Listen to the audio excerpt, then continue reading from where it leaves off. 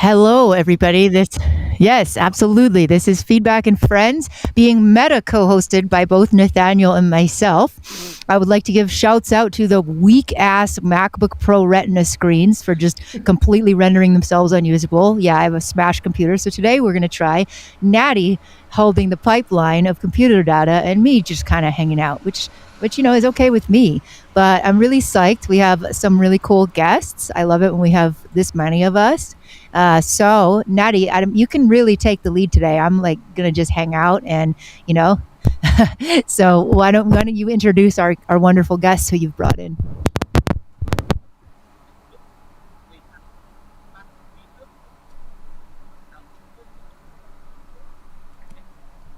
Howdy ho.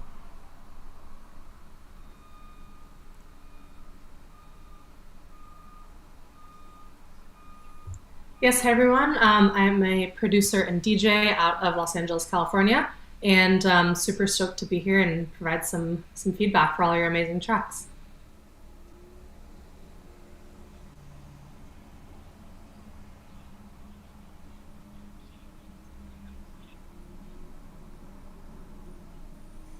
Yes.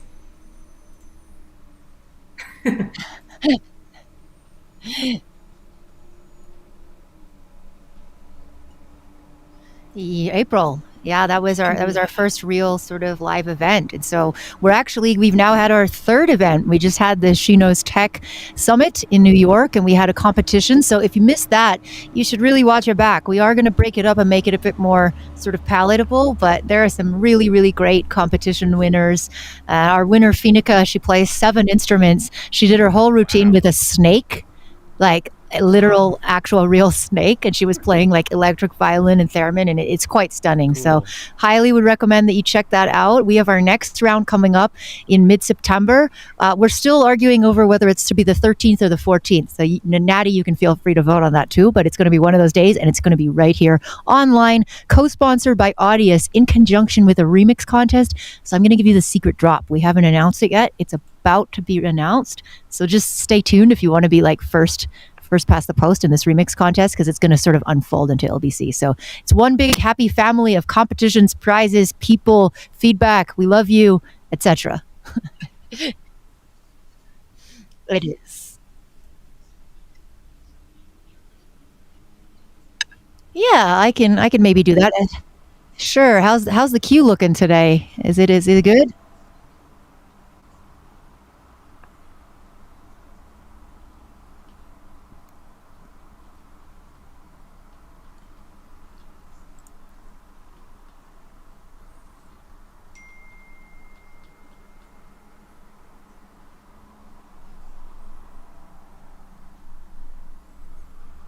You're not muted. No, you're not. I know, I muted myself on the stream specifically. Sorry about that. I was muted, but not to you. It's always somebody muted to start the stream. Yeah, it wouldn't be a stream without it. All right, so right, first up we have Dying Away, and the song is called To the Edge, and they've linked it on Audius. So hopefully this all comes through for you guys nice and crystal clear.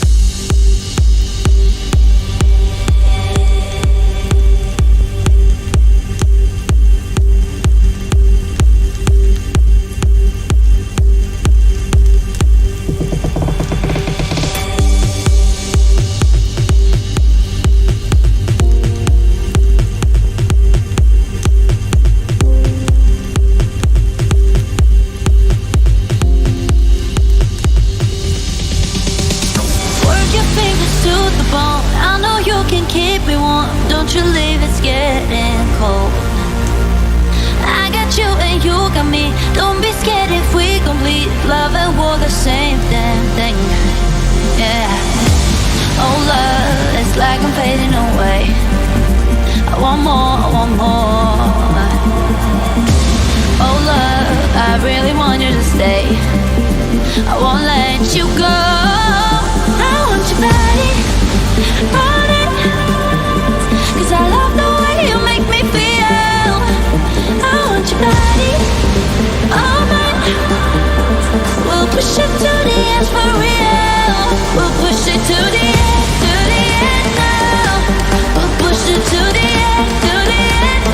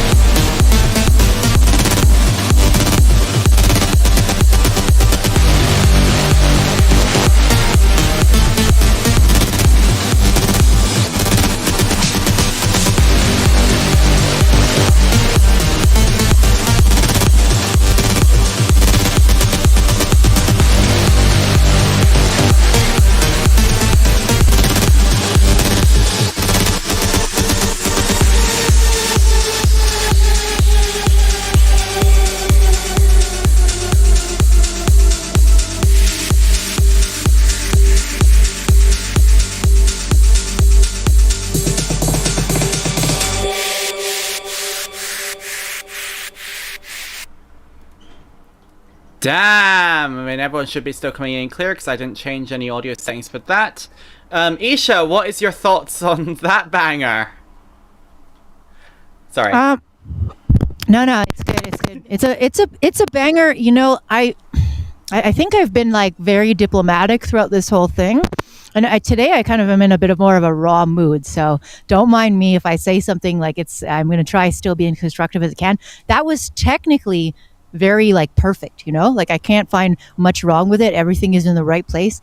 This sounds like a commercial release. Like it's very much like I can't fault anything. What I feel is missing is kind of like some kind of personal soul. And I mean to judge, like maybe if you're pouring your heart on this, again, this is just a subjective opinion. And my opinion is heavily slanted by the fact that I'm not really into big room and trance, mostly because I do feel a bit of a disconnect in a sense. Like everything is very quantized, everything is very synthetic, and it's just hard for me to find something to grab onto. So this is really like a personal opinion, but I feel like it could have used a little imperfection, a little weirdness, a little something that is you, because I don't know who you are. Like for me, that just sounds like a big room professional track that I could pay like $1,000 on ghostproduction.com for, which is a compliment in a way. Like it's very commercial and it's very up to spec, but there's nothing to it. There's nothing special to me that goes, this is a unique individual artist. So I think that even coming from the perspective of somebody who's not into these genres, like there are people in these genres that do still manage to have a distinctive signature. Like, for example, I'm going to just go for the gold and say Martin Garrix, right? Maybe this is cheap and maybe this is like me on the outside and you're like, oh God, why wouldn't you quote that obscure person who's my real influence? But this guy, he actually has this weird, like sort of percussive-y thing that he brought into a genre that had just been kind of the same so long that you heard that weird animal like tuk, tuk, tuk, tuk, tuk, tuk, and you just kind of know that that's him. So even just a small change, like a small deviation from the rules of your genre. Like right now I feel like you filled out the form and you did everything and you followed a baking recipe, right? You used the exact amounts that somebody told you to make this track. Whereas I want you to cook more with it. I want you to kind of throw in spices that are yours and find effects and sounds that are yours. So again, like technically I can't fault it. Musically, I was a little bit sort of divorced from it. You know, I don't know, Dana, what you thought about that. Yeah, I agree in the sense that it like kind of sounded perfect, which is amazing, and it means you're a really good producer. I had a couple but I did love it, and I agree. It sounded just like a really clean, produced, and professional track, which especially if this is your genre, I think that's amazing, and you should continue to do that. But yeah, to Alicia's point, try to find some sort of thing that makes it yours. I think that's a really good piece of advice. Just a couple of technical pieces. Well, first of all, one that I loved is kind of the intro. I loved the ambient sounds, so it's not just dead noise. You have like either rain falling or some sort of thing that like keeps it interesting even in the softer moments. And then the vocal production I love. I think it sounds very clean. Her voice comes through great, and it's not too effect heavy or anything like that. And then lastly, in terms of just the mixing, again, I thought it sounded very clean and professional, which is what you want in a mix.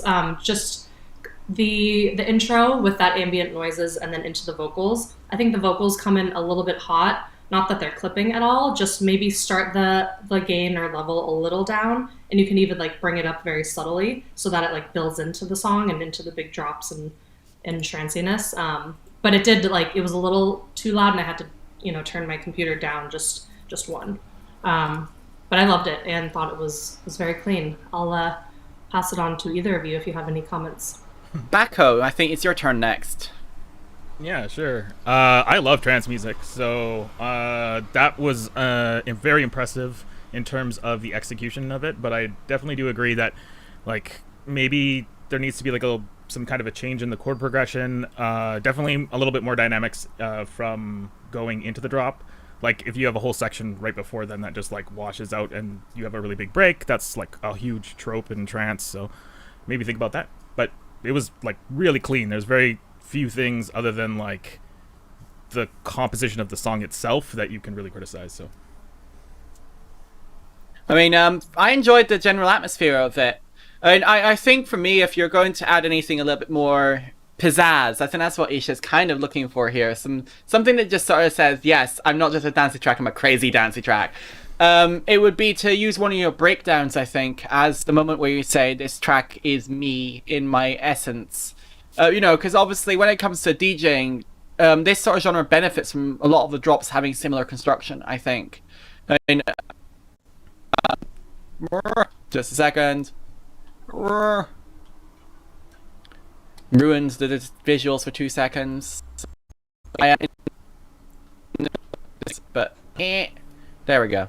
All right, we'll come back. All right, there we go. That should be fixed. Sorry about that. My TV spontaneously combusted, which was always helpful. Yeah, I think that using your bridges and breakdowns and all that kind of space division arrangement devices that aren't the drop, but they're still important. Like, they have to have attention and love and detail to actually work. I'd say just pay special attention to those aspects of your track arrangement, and just have fun with it. See how far you can push it outside the norm without actually leaving the norm, because commercial stuff definitely benefits from being commercial. Up next, do you know? Oh, it should be. There we go. It's just appearing. Tonight's top note. Yeah, it's working. Oh well, we'll get there in the end. Everything's working, other than my screen just resetting for a second there, but it's fine. Next up, we'll have this one first, and then I'll get to your. Oh, that one's not working. So it won't be that one then. That's not working either. Which one's not working? Is it Disco Dave's not working? Number 2 isn't working, but number 3 That's might Disco work. Dave. Yeah. I know he said something about that, so I just got mixed up with it. It's fine. Well, I'm going to read his comment because it's real fun. I noticed the dub step is popular around here, so I thought I'd attempt to make some. How did I do? Oh, I love it. It's real old man energy here. I, too, am a real human being. Yes, absolutely.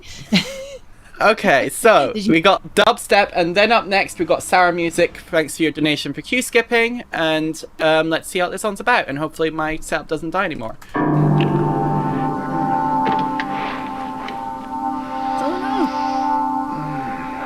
Introducing hot and spicy, the great new taste from Kentucky Fried Chicken. Delicious marinated chicken, a crispy, crunchy coating, and just a dash of extra spice. And just a dash of extra spice. Oh God, I'm gonna crap my pants.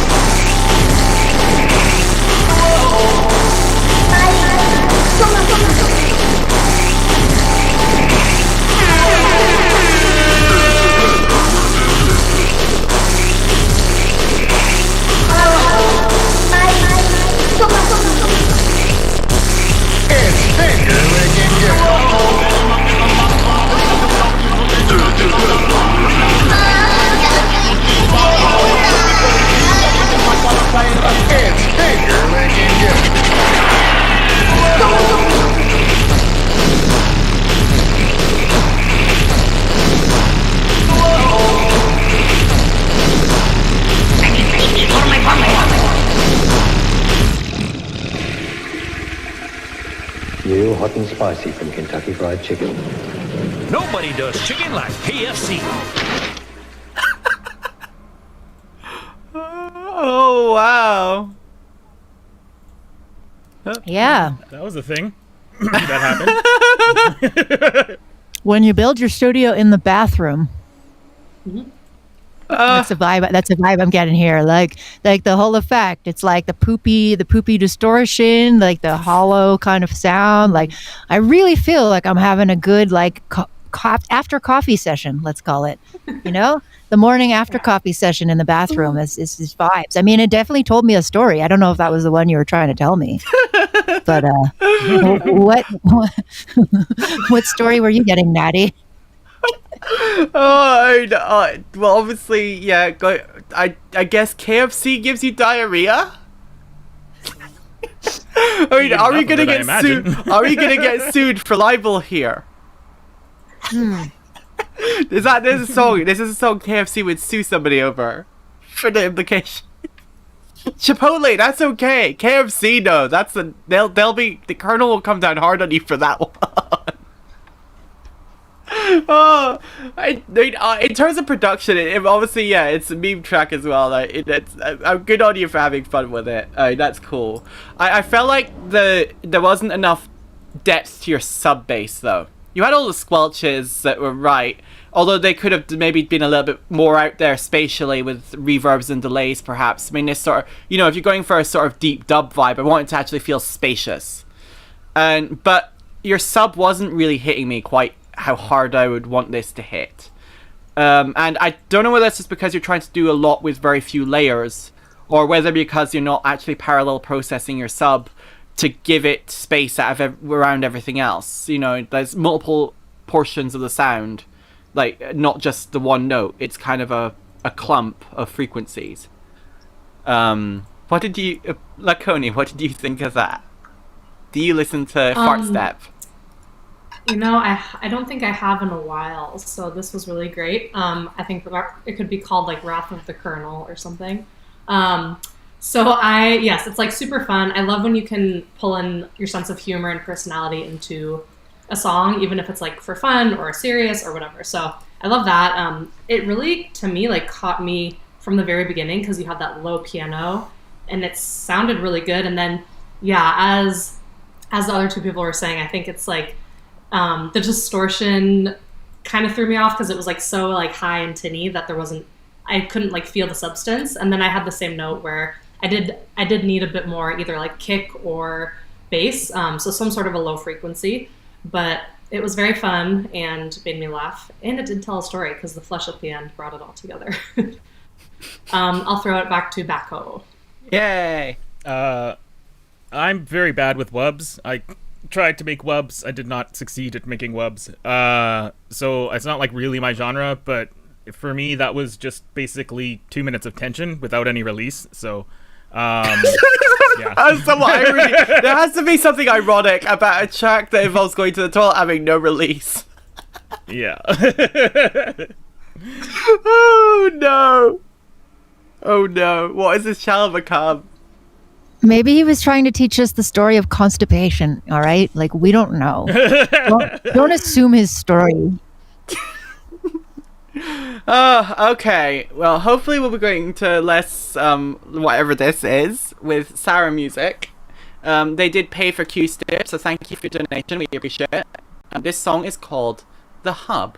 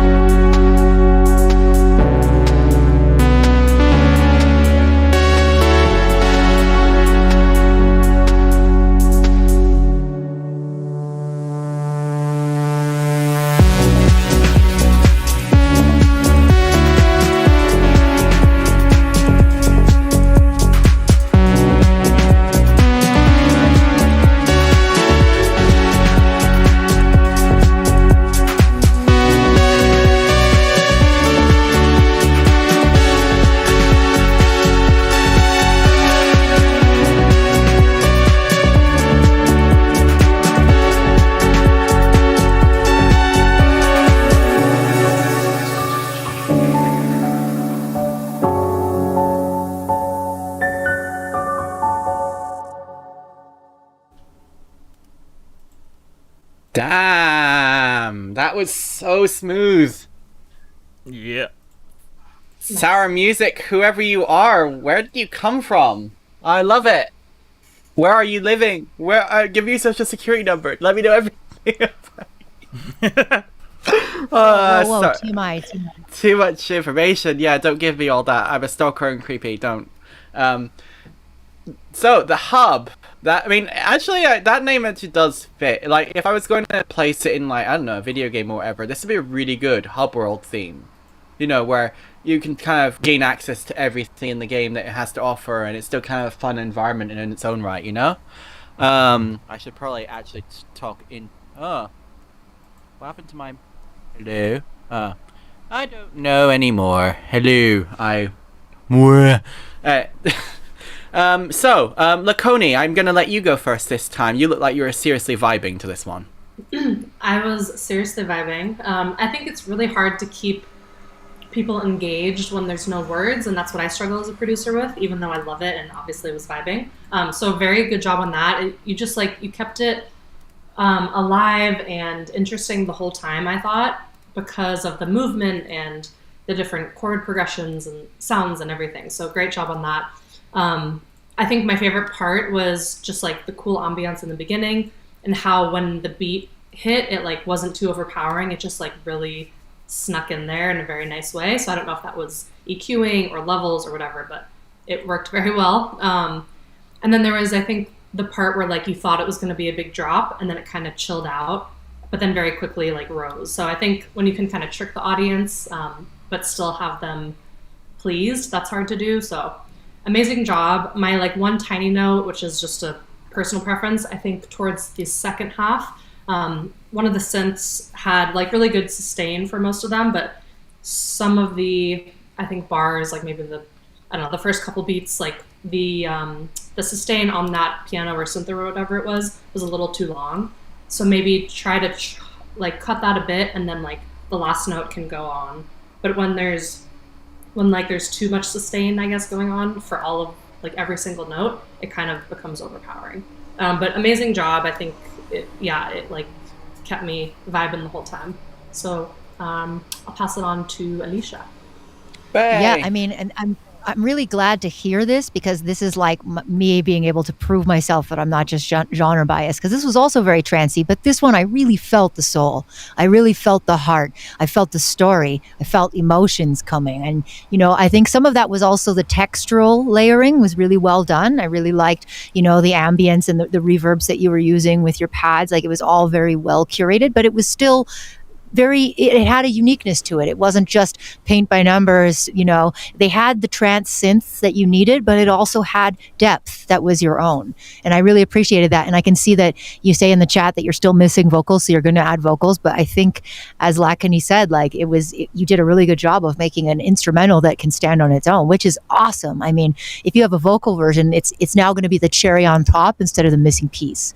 So that's a really cool thing. I think I would almost like to have just heard a couple more moments where, you know, and this is my own bias of loving space and minimalism as a producer, but like some of those textures, you could just have like the single piano note ring out for half the bar with like a riser, and like just have an almost silence kind of breathing and then bringing people back. Because I know it's tricky with trance. You're supposed to be repetitive and you're supposed to build up. You're not supposed to jerk people out of the trance. But I think there might be one or two places in the song just to like give it that slight like climax, and then get people, no, please give that back to me. Give it back. And then it comes in, oh, I'm so relieved. And then they just fall into it on the dance floor. So, I mean, great job. And I really feel your story. So, yeah. Bako, any devices you use for breaking down without killing the interest of the listener or the trance? No, that was excellent. I'm really liking the high level of production on the trancey. It was more housey, but yeah, that was really good. Really tight low end. Your groove was like right on point there. There's not much to criticize about that. The only thing I was going to suggest was vocals, but you've already got that. You're already on the lookout and aware of that. So just keep on producing, make more. Also, if you're making stuff with vocals in mind, obviously it doesn't apply to this track, but sometimes getting a vocalist on earlier in the process can make it more dynamic. So right now you're going to be trying to get a vocalist who can effectively weave between your lines. But sometimes it's way easier working when you're weaving between theirs in like a conversation. So be patient with it when you come to adding vocals, because I think it does get a bit tricky when it comes to adding something that sounds so complete. Because it does sound really complete. I really like this track.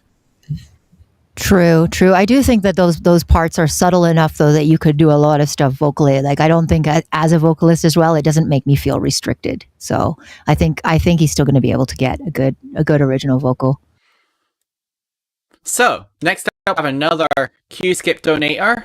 This is they go by Maysol in the chat. Thank you very much for your donation, Maysol. Matias Solano. I love that name. It's a great name. This song is called Drone.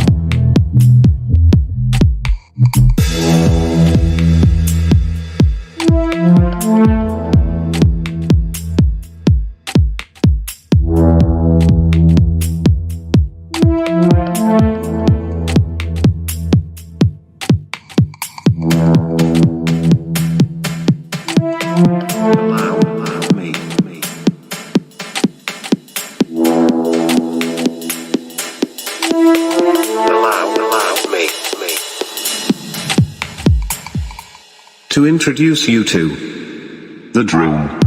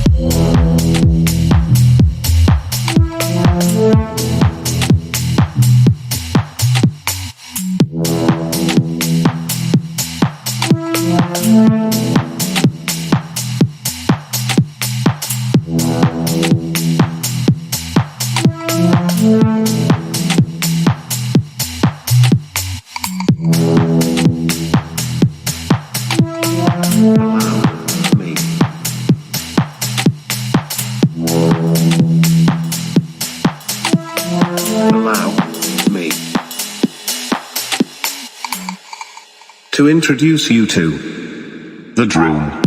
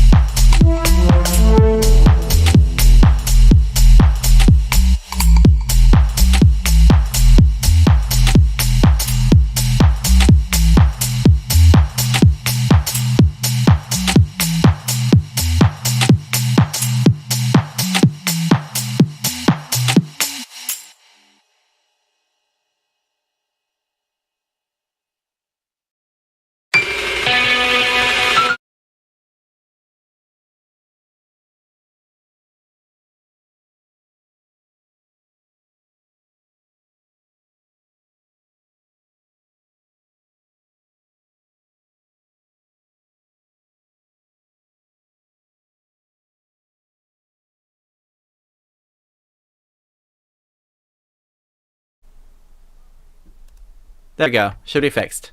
All right. Well, I'm just going to start by handing it over to Bako. Sub stuff. A lot of comments talking about the sub levels being a bit much. What were your thoughts on that? Yeah, you definitely want to make sure that you clean up the low end. You're almost there, but you need to put a little bit more work into that. The other thing that, I love Psytrance, but you need way more ear candy. You need a lot more stuff going on. Because Nathaniel, you need those graphics. Yeah. That I was I know, I do. It had a lot of get them off potential you. right at the beginning, and then it just sort of lost me after about a minute, and then it was just not really that interesting afterwards. So I would take a look at somebody like Captain Hook. If you Google his Psytrance, is very similar, but he has it's just constant ear candy. Like anybody who's tripping out, they're gone. They watch that, they'll sit down, won't move for 4 hours. I mean, I'd probably get so much cramp if I fell into that sort of trance. Oh God, LACONY, have you been in that sort of trance Yes. before? Maybe A 4-hour trance.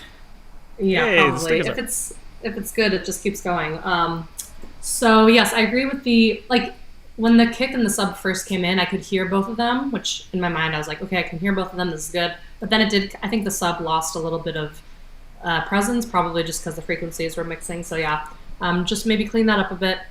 I loved the intro, because obviously there was no kick or sub when it started, and I think it's hard to keep it interesting. So anything that's syncopated, I just love. So I think it was probably a hi-hat and something else, a snare, I can't remember. But there was a little bit of ear candy in there. It was it was very syncopated and off. So I think if you keep that going throughout, which I think it kind of came back in the second half of the song, when I think it was that second big drop where it was super subby, and then there was sounded like a live drummer playing cymbals. So that was cool. So I loved the first maybe third or quarter, and then the last probably third. So in the middle, try to add more, as Bako was saying, ear candy, and that could be either a swirl or a pad or an ambient thing, or even a full new instrument, just to kind of keep it exciting.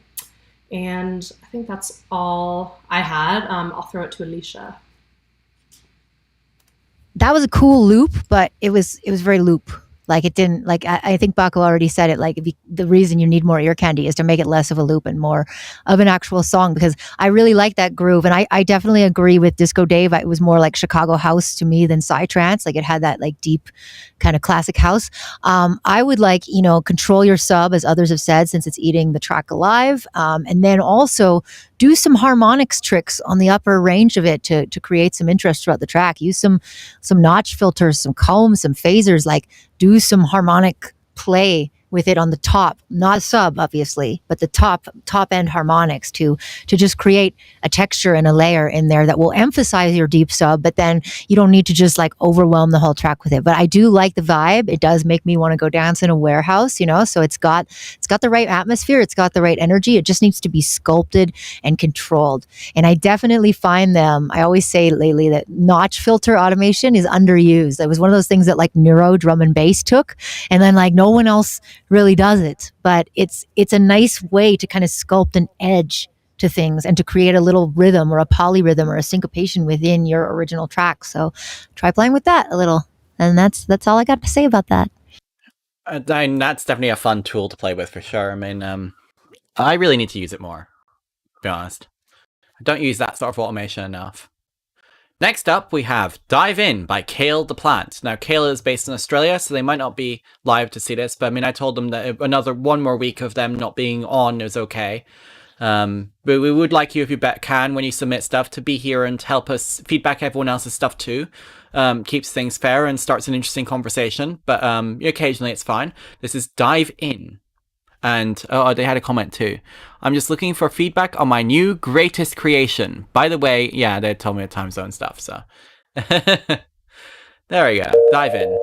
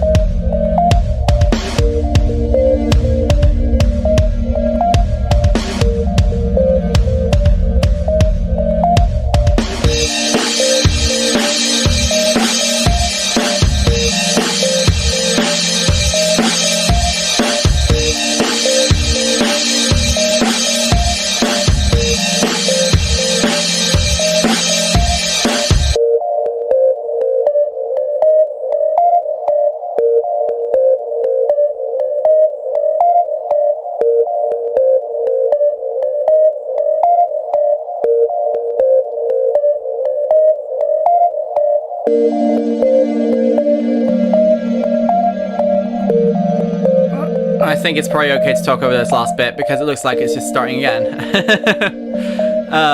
Dive In by Kale the Plant. So far, you really like that bell sound, I can tell that much. Oh, we got more drums again. I think I'm in agreement with the comments here that the drums don't quite fit the vibe of the track.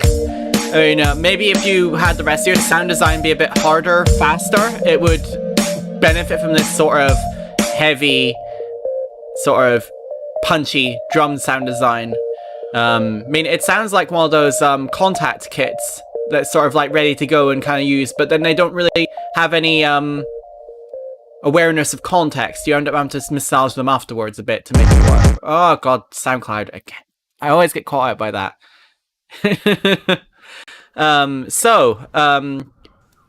Let's go with LACONY. What do you think of that one? Cool. Well, in terms of what I liked about it, I love that, like, from the song title, I didn't know what to expect, if it was going to be, like, fully dive in with a lot of womp or whatever. But I immediately, like, when I heard the first note, I thought of, like, waves and beach because of, like, the swelly instruments, and I don't know if it was a pad or what. But it's, like, definitely a beach dive in vibe. So that was, and you're from Australia, so it kind of makes sense. So it's cool, it's on brand, and I think that's the correct vibe. But I agree, the drums didn't really work for me. Like, to me, they sounded either like out of phase, or it was like a flanger or something sort of effect on all of the drums, because I thought it might just be the toms. But then, as you heard, the whole drum kit, it just, yeah, it sounded a bit weird. I think the kick that came in, again, I don't know if that was from the drum kit that you used or if it was a separate kick, but it definitely needs more either low end and or distortion to, like, give it a good pulse. And then I think there was a clap that came in, and it was a little too loud for me. Like, I would mix it in better and then maybe take out some of the higher end of the EQ. And I think that's it for me. I'll pass it on to Bako. Yeah, so I think I could tell that this person's relatively new to music production, so definitely a good effort. One of the things I would take a look at is automation, because that you have that one sort of like arp that goes through the whole thing that is it's sort of the melody of the song. Take a look at some other like trance producers that do something similar, and because there's quite a few of them, and see, like, just listen to the sound of the arp and what happens during the song, and try to count how many times it changes, and do that for like 4 or 5 different tracks. And you'll be surprised at how much, like, they'll change like 5, 6, 7 times during a song. They'll have high pass filters put on them. They'll have another layer added to them. They'll cut the low end out so all you get is the highs.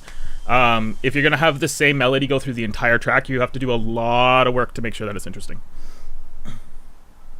ill-esha, how would you make the same track melody interesting across the track? I mean, before recently, you weren't really into progressive as such, were you? So, I mean, I'm interested to see your take on... Yeah, I mean, I think that like when you've just started, like you could tell, obviously, like Bako said, like you have to just try everything and you just have to keep going. And it's hard to even give feedback because it's like you got to just do more things. So automation is a great suggestion because it makes you open up your plugins and learn them a little bit. So I totally am on board with that. I also think that while you're learning, like it's cool. It sounds like you actually are trying to like make your own sounds, maybe even, and that's good too. But while you're still learning, you can definitely fill out your tracks with some like organic Foley or some like professional quality samples from Splice. And that can help to like round out your sonic palette and like make things sound more professional. And then as you go and as you keep learning, you can try and replicate sounds that you hear that you like. You can try and understand timbre. And, you know, even as an experienced sound designer, I would say that everybody does use various combinations of things, you know, like samples and synths. And sometimes there's just an organic piece that's not only better for the job, but just fills out that space that you're missing with whatever sound it is that you're designing. So I heard a lot of just very synthy sounds, and I think some more organic textures could have balanced it out and made it a little bit less sort of one note, so to speak, you know, because it did kind of sit on the same frequency balance the entire time because you had the same parts which were not automated and which were all very synthetic. So there was a lack of a certain imperfect harmonic texture which connotates reality, right? And I'm not saying that like everything has to be realistic, but I think it would have been a good balance here for these elements. So that's what I would do at this point. I would just start playing with adding layers of samples and automation. Totally agreed. Can't go wrong with more automation unless you spend all your time tweaking automation and not writing the song. And that's probably a bad idea. Next up, we have Lotus. And what is the track name they have presented? Is it even working? Loading. Come on, SoundCloud. Silent Fervor. I feel like this might be this is a finished putting this together earlier this week, looking for general feedback. Does everything sit well in the mix? Thanks as always. I feel like we've had a similar named track from somebody before, but my memory might be faulty there. Silent Fervor by Lotus.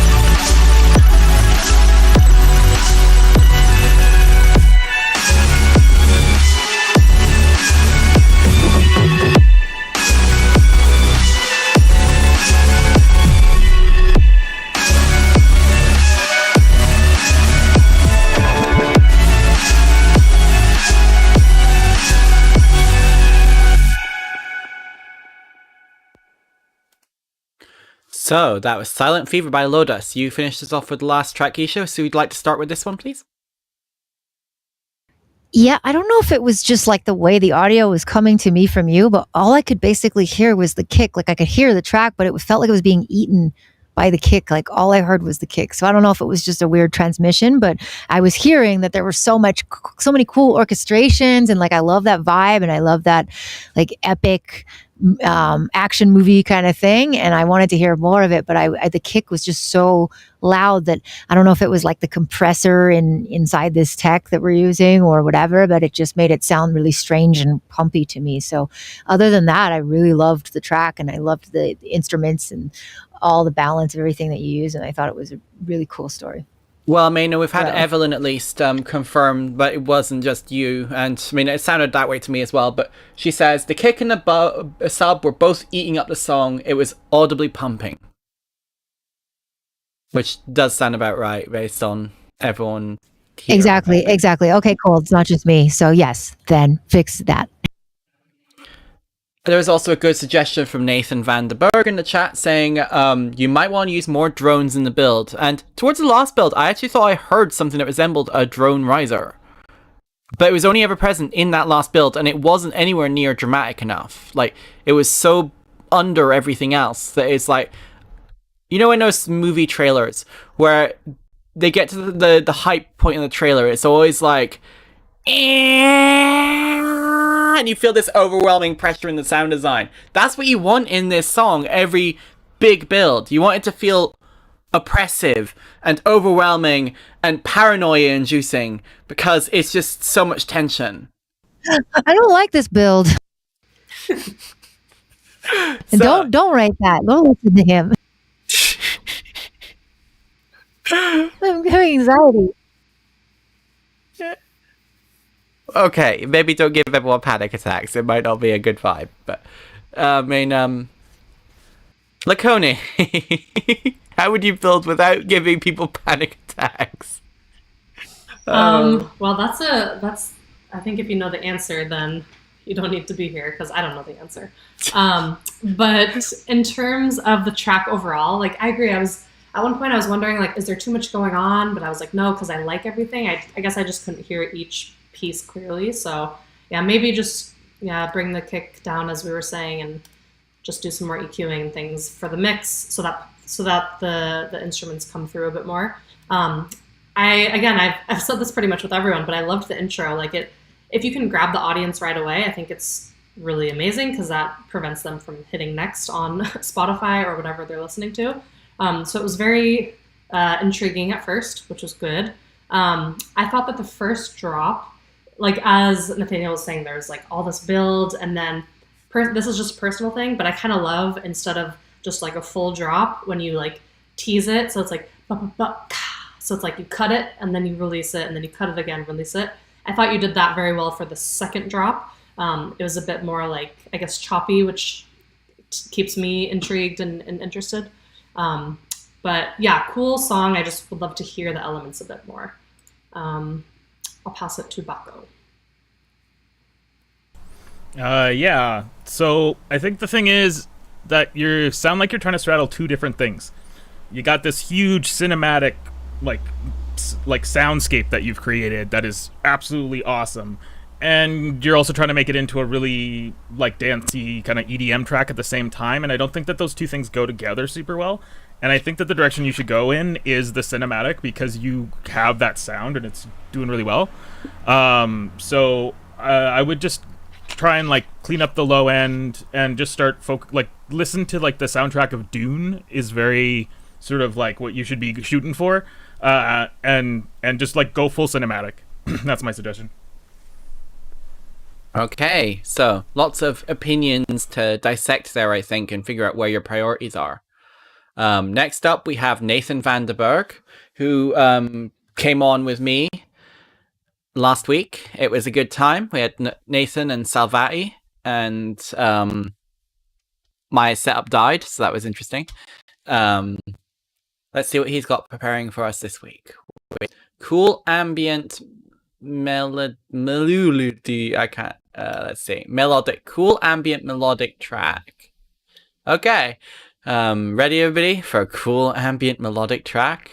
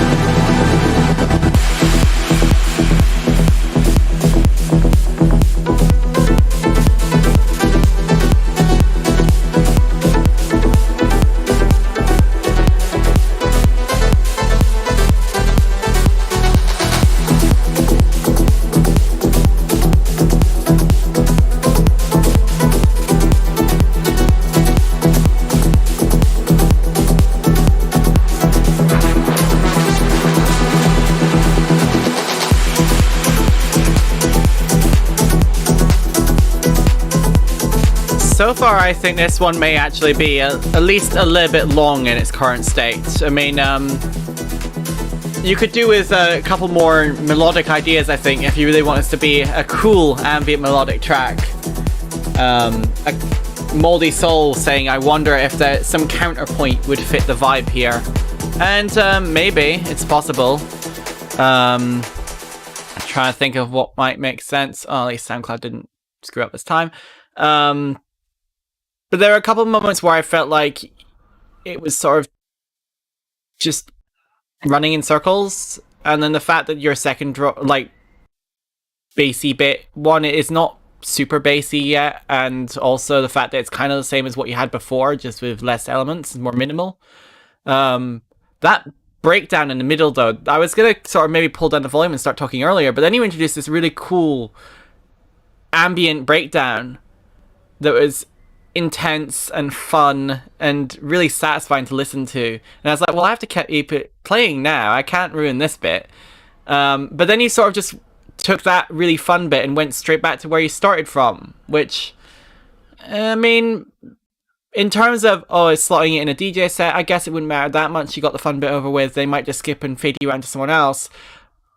But it feels like you're not pushing the boundaries of what you're trying to do here enough in that context. And maybe pull that bit forward and then use the remaining time that you've granted yourself to do something even crazier with the second half. Because right now you sort of play it very, very safe all the way through. And I don't think it needs this. I think you can pull it off. Go really crazy with your arrangement and your arps.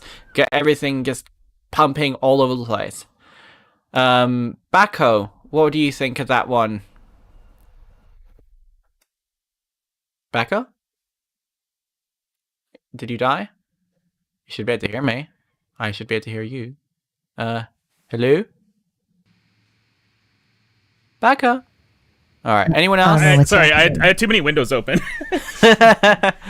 Yeah, sorry about that. Yeah, definitely, you got the foundations of a really good melodic track. I would go and just start filling it out. Need lots of different sounds. I want some more call and response. I need a couple more melodic ideas in there. Breakdown's pretty good right now. I really suggest watching Alice on, I think Mercurial Tones is the name of the YouTube channel. Really, really good melodic trance music. Mercurial Tones. That's a very interesting channel name. I mean, that's a good compilation name. Maybe we should steal it from her. She can't stop us. Sorry, Alice. It's our aim now. No, I like it. I thought that your kick is really nice. I enjoy your kick and enjoy the snappiness, but I think because it's so snappy, you could afford to pull it back a tiny bit in the mix because it was so dominant that I'm actually I'm listening today without headphones because I'm finally back in my studio after 3 years of not having speakers, and it's so pleasurable to be able to listen to something in a room, especially a room that I treated. And it sounded really clear and your sounds are really clean, but because that kick was so snappy and it was so forward, it was sort of taking over the mix despite that. And it was kind of distracting after a while. I was just I don't want to be focusing on that click of the kick, but it's so far in the front that I can't help it. But I like your atmospheres. I like your cool little sound design bits. I do agree it could have gone a little bit somewhere else in the second bit. I found myself kind of tuning out after because it seemed too similar, but I really liked the first half and all the build-ups and all the little scritchy, sound designy, spidery little synth sounds. Those are really cool. So even though again not my usual genre, I really like the spaces and the ambiances you create. So it makes me enjoy the music and not think about what genre it is, which is exactly what I think everybody should aim to transcend that. You don't want people being like, this is dubstep. This is the dubstep. You want people to just be like, this is an amazing track. I wasn't sitting there trying to file it away into a box. I was just listening and enjoying. So I think you've successfully done that. Those are always my favorite tracks. LACONY, how would you make something like this timeless and genre transcendent? Well, to that point, one of my favorite things in the beginning was the disclosure hi-hat, the syncopated. So I kind of thought it might go into house, and then it went opposite. So to Alicia's point, I love when you can use elements from different genres, but make them your own. So great job with that. And then another note on the kick, I agree, it sounded good. A personal preference for me is I would have wanted it like either like an octave down or somehow pitch it down, just like coming in lower. But maybe it's something else. Maybe it's like an EQ thing. But it kind of like sat too high, at least tonally for me. I did love that it wasn't like an arpeggiated synth, but it was some sort of a I liked how that had a lot of different velocity range. It wasn't just the same, because it kind of keeps the movement of the whole song. And then, yeah, just people have said this already, but the length was a bit too long for me. Not like you could have a 7-minute song that's amazing, but a lot of the elements repeated. I think I would have taken out like, kind of the more middle section and brought in the later elements earlier, because that would have kept the crowd engaged. And then last note is just really good job on the sound design, because that's what kept it interesting. And it wasn't just like, stock sounds. It was clearly either your own or very good stock sounds. But yeah, great job and way to like play with those sounds, because you could feel like the stutteriness, and it kept it really, really nice and interesting. So thank you very much, LACONY. It's been good having you on this evening. Now, LACONY will be leaving us shortly. She unfortunately is on daytime in, which state were you in again? California, right? Yeah. So, I mean, unfortunately, life sometimes is not necessarily compatible with a streaming lifestyle. So she will be joining us for a couple more tracks, and then we'll have to say goodbye to LACONY. So, but thank you so much for coming on this evening. It's been great. Of course. Thanks for having me. Next up, we've got Bremen, and their comment here is still really a work in progress, but this is my first electronic track in many, many years. The structure seems to be very bad, but there's parts I really like. The idea of this piece is to be a bit of a slower ambient piece. Any feedback is appreciated. Structural garbage in progress. Oh, it's a very mean thing to say to yourself. Call it something nice, like my future awesome track or something.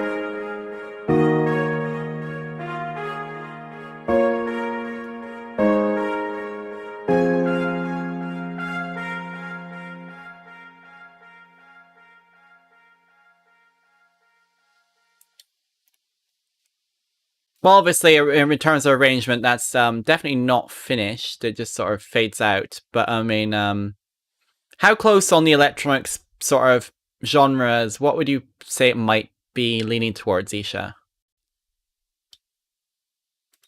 On the what? On the spectrum of electronic genres? Yeah, because he just said vaguely, "I want to make electronic music and haven't done so many years." I mean, like, what is this trying to be? Do you think?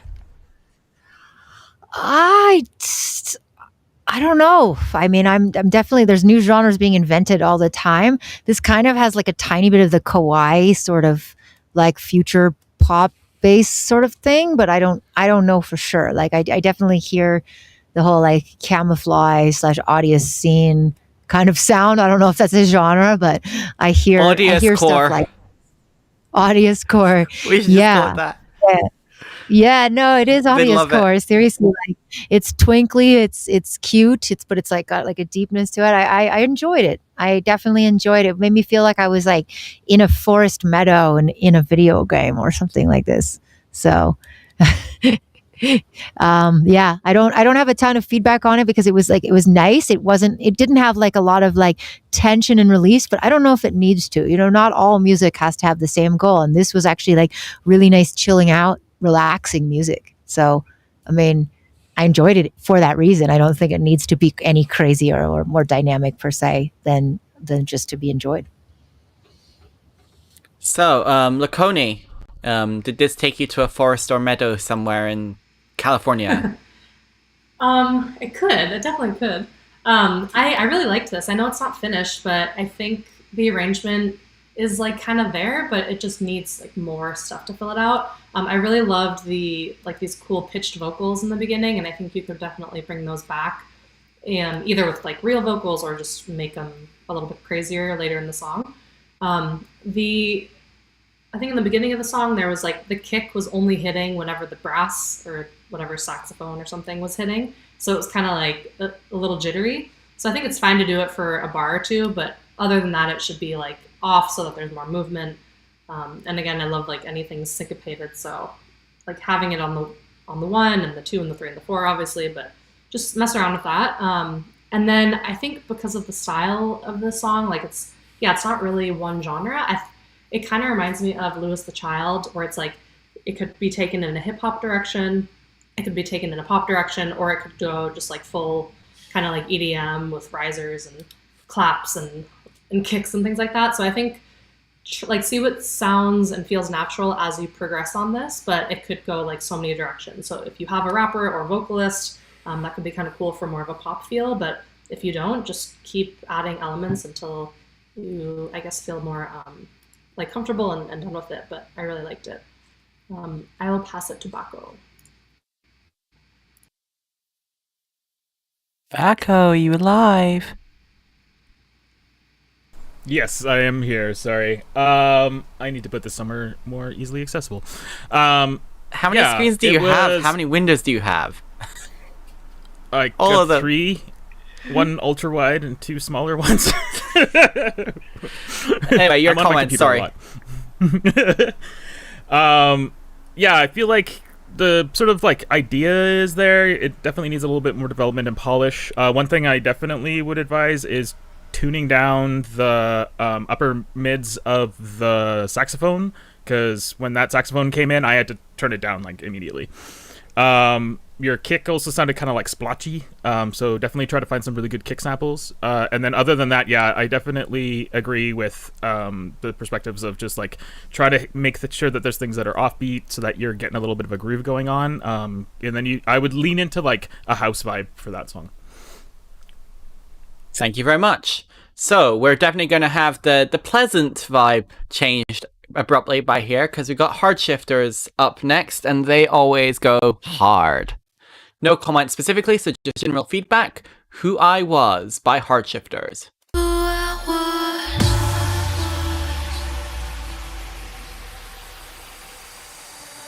was taken to another world, couldn't find any of my fears or hopes. I became someone that I didn't know, lost somewhere I'd never been before.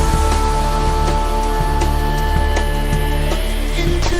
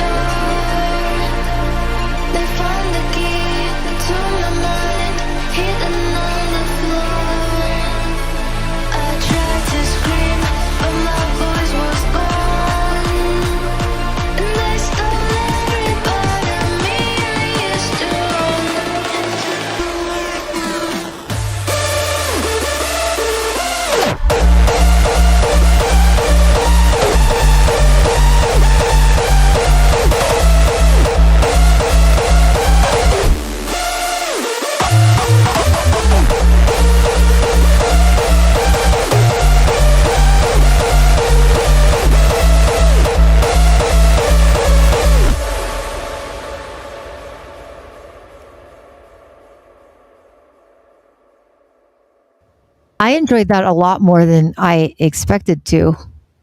I just want It's to good, say, wasn't it?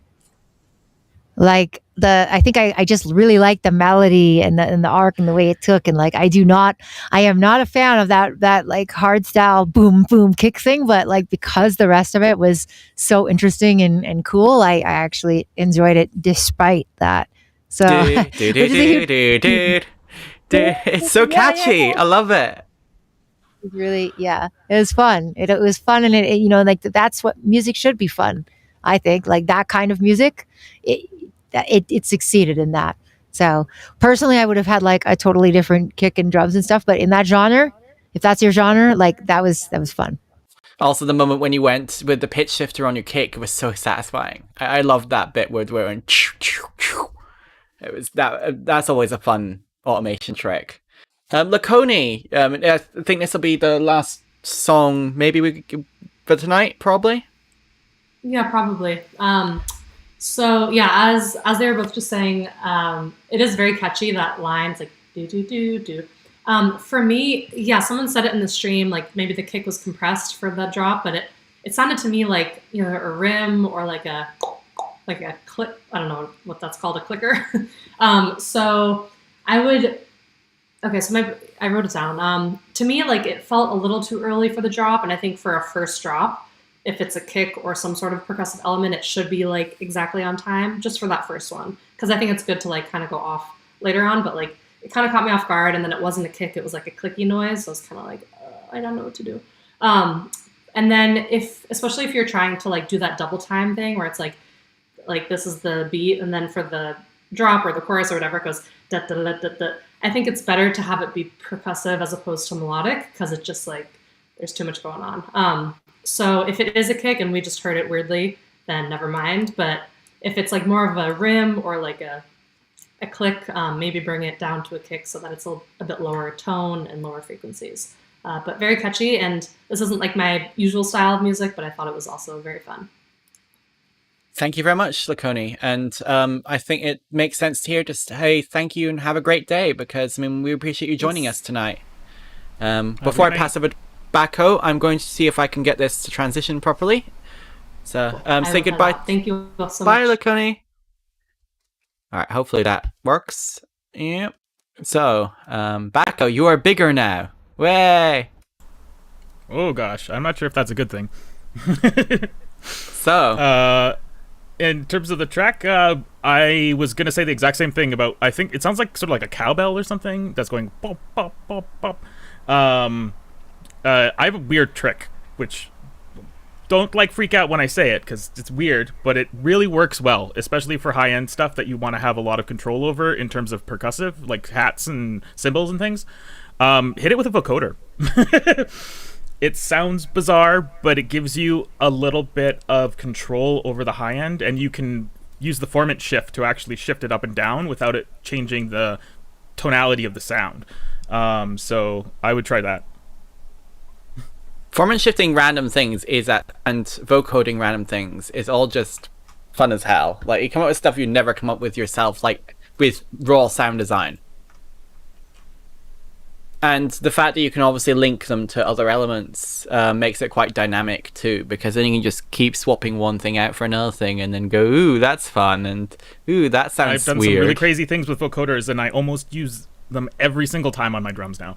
At least one of my pieces of drum kit has a vocoder on it. Hardship just saying, I did vocode a fart once. God, we're back to the toilet talk. It takes all of 2 seconds, we're back. Back where we started the night. So, next up, we are going to have our speakers blown up because it's EVX8, aka Evie, Evelyn, Ghost of Evelyn in the chat. I expect we're going to have our minds blown.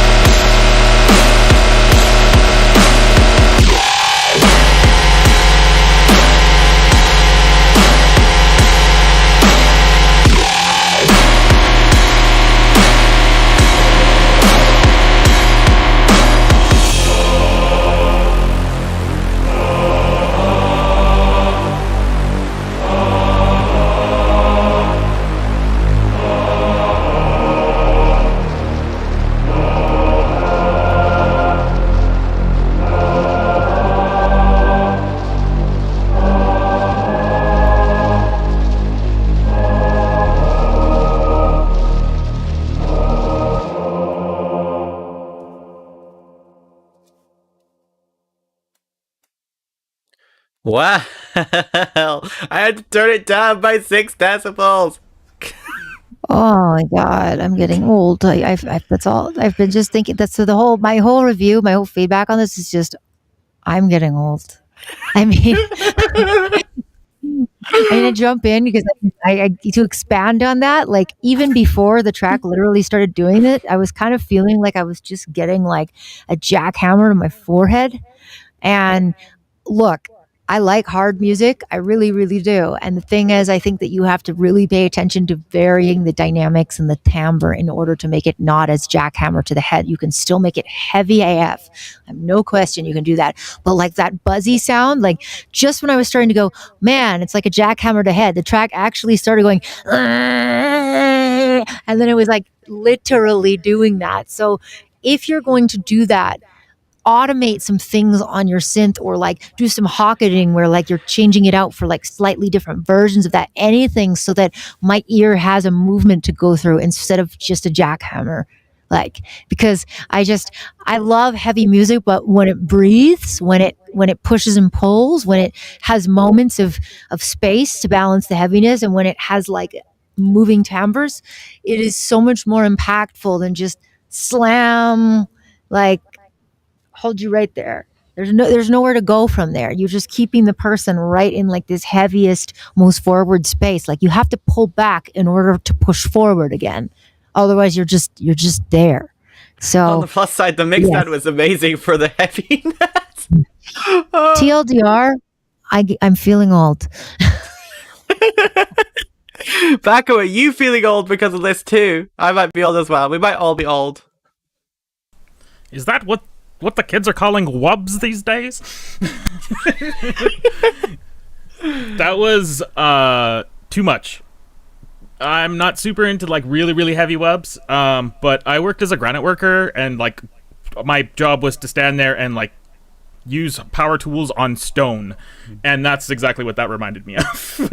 Except I had to do it for 8 hours a day, not for 2 minutes. So oh God.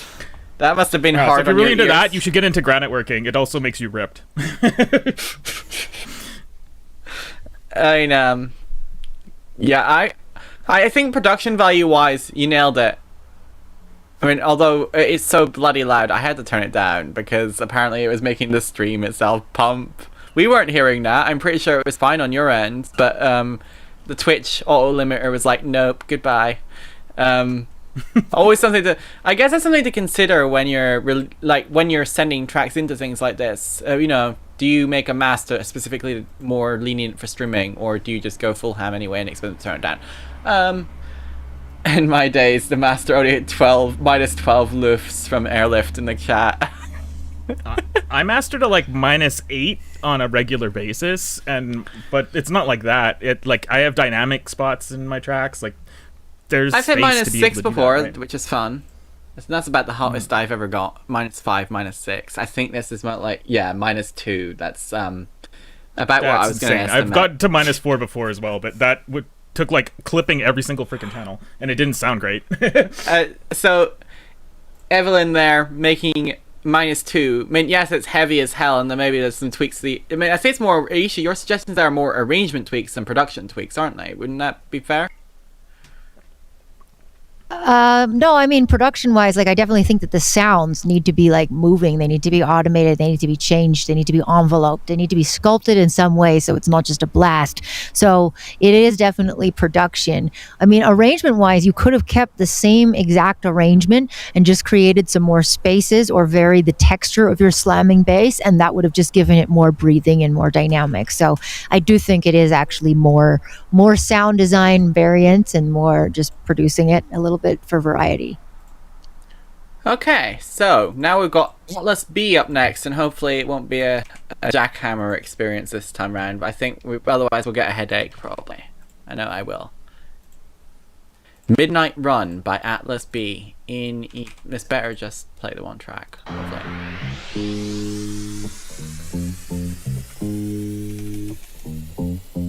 Oh no. I don't know what that is.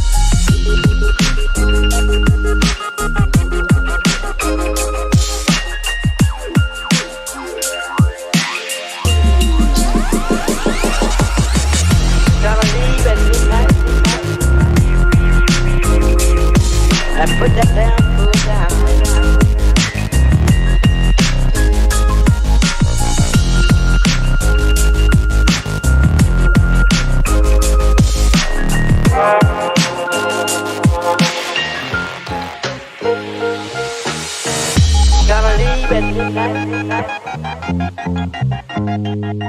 and put that damn fool down.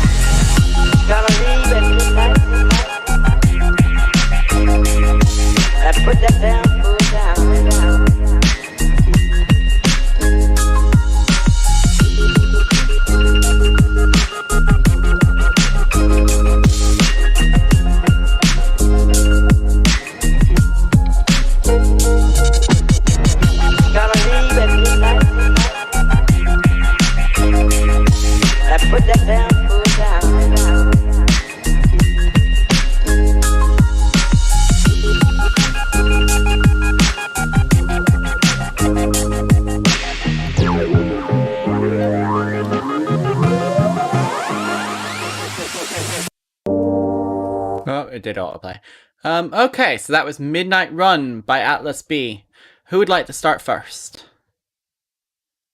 I'll go. I like the vibe, but again, much like the last track, I think the timbre of like that bass wobble, it was a little too repetitive. It was like the whole thing was just one sound with some wobbles, and I would have liked to have heard a little bit of variance. And so, there's easy techniques to create this hocket, as it's called. Like you can just have the same MIDI and copy it over between a bunch of different tracks with similar but slightly different patches, and then you can just swap out so that some notes are played by one patch and some are played by another, and then you get like a sound. Like if you do it right, I think in this case you wouldn't want it to be distracting. You wouldn't want to have like 12 totally different basses, just like very slight variances on the same one, and then you kind of get this movement going through, because it just got too repetitive. And like I just feel that way about sort of wobbles that are on like quarter and eighth notes. It is a little bit 2011, like when I first got into making glitch hop. And don't get me wrong, I have plenty of release tracks that you can burn this way because I made them back then, and that's what we were all doing. We were all like just like using Massive, and I think Serum was just about to come around or whatever. I used this one called FAW Circle. That was my favorite. And I used to make wobbles just like that in Circle, but it kind of, it feels limited. Like I think these days you can do so many more automations with so many cool different functions of a synth that I would just encourage you to explore that, because the atmosphere of your track is really cool. And like all the upper parts I really liked. I just think that the bass could be a little bit more sophisticated to support the rest of that ambience. I'm not even going to read that comment. I agree. I mean, obviously with a hip-hop beat like this, because it is basically a hip-hop beat at this point, if you wanted to leave it instrumental, it does have to be more dynamic, I think, in order to hold people's interests, and not just completely go into background territory. But at the same time, I felt like some of your production was actually rather harsh sounding. And that actually, like, if you want to make something that is more closer to the sort of study beats kind of sound, you can't have it harsh sounding, because the harshness grabs our attention, but then you haven't warranted that with the lack of dynamics in the track. So it's like it's a push and pull between us wanting to listen and then not really caring enough about what you're actually listening to, which is a shame, because I think that your overall swagger here is really satisfying to listen to. But it's just a case of maybe go more sample manipulation-y style in terms of aesthetic. That piano, for example, I want to hear it warp and tear like you're actually using a vinyl record for it and scratching, rather than being what sounds like a fairly static sample from, I don't know, it could be anywhere like Splice or whatever. It's a very digital sounding sample right now, but it doesn't have to be. You can just mangle it to hell and back, and then make it satisfying in that manner. You know, it's like anything you've got in there that's a sample, make it your stamp your identity on it, make them your own, and I think that will elevate this track into something really, really cool because it's almost there. It's very close. Bako. Yeah, I agree. It seems to be like the common theme tonight, where it's just like there needs to be more dynamics in terms of the sound design for, like a lot of tracks. Like you gotta. Like, I'm guilty of this as well. I'm always so excited about finishing a song that I'm just like, I gotta get it done, and I gotta, like, I always submit whips to this channel. I don't think I ever actually submitted a completed track. I have 2, but but the whole thing is you get excited about your idea, you spend all night doing it, you lose all objectivity to your music and whatnot, and you just think it's amazing because you've heard it like 1,000 times. And your brain is programmed to love it that way. So I think you need to do is just like really settle in for the long haul, start modulating and changing every single track in that whole thing, and you'll really pull it up. But the base is there, the foundation is there, so it's good. Thank you very much. Yeah, the reason I look so concentrated over here is because I'm frantically looking in my in the annals of my music, trying to find this one band that I was listening to back in like 2014 that sounds exactly like this, but I can't find it. So, and I can't remember what it's called. Oh, well, that's maybe it'll come back to you before the end of the stream, and then you can link it in the chat. Next up, we have they're in the chat. It's Blue Rope, Big Bird. They've submitted other stuff before. I'm not sure what they expect this time. Let's find out. Bagram Bop by Big Bird Beats.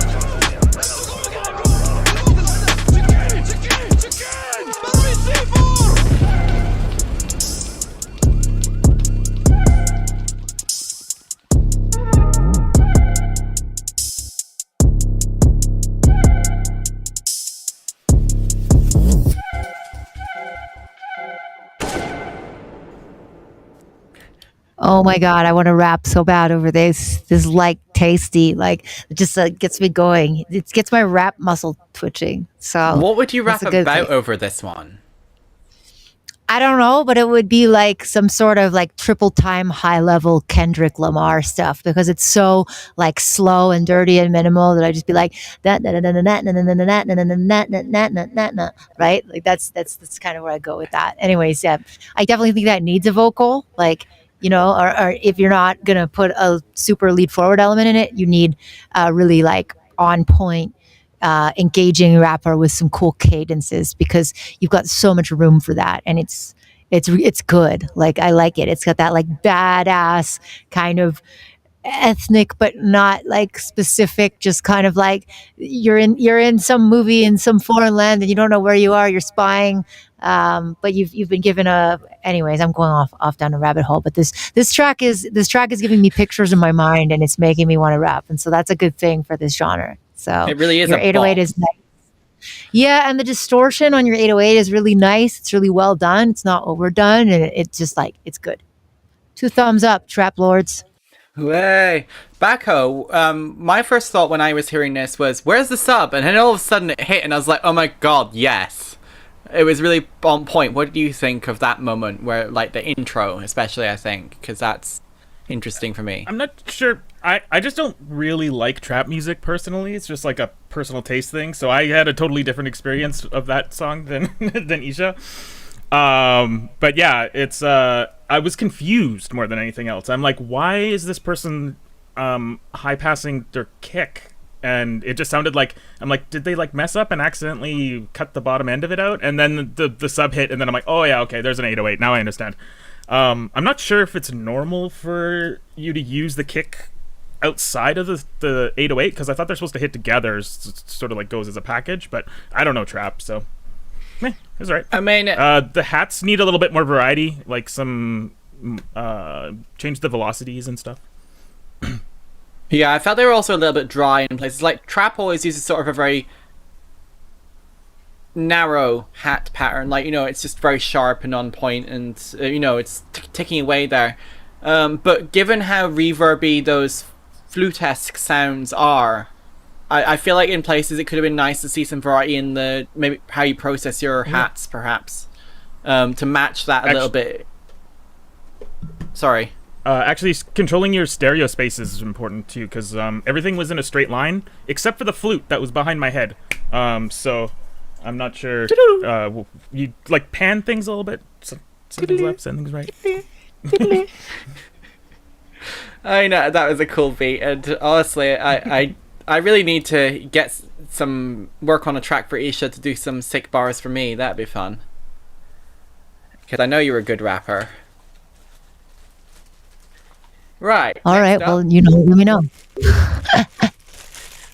Next up, we have Fury, who wants us to hurt their feelings with our critique. Which, no, we don't want to hurt your feelings. We may roast the track, but we don't want to roast you. Don't kink shame. I love Lamborghini. Okay, by Fury.